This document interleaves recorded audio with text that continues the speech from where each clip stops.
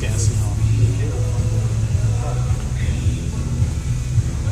Comes back.